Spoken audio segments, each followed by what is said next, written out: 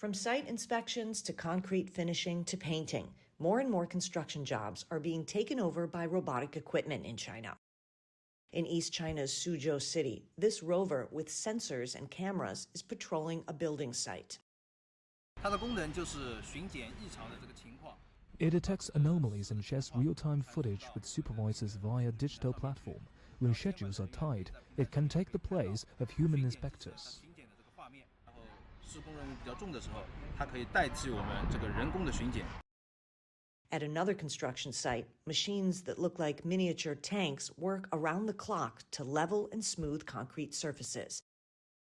Construction engineers say robots are paving the way for safer, more productive workplaces.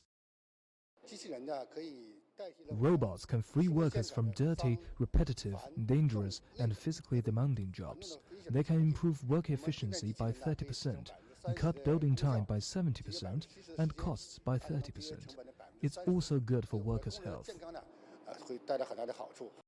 According to market research firm Next Move Strategy Consulting, the global market for robotic construction equipment is expected to top $242 million by 2030.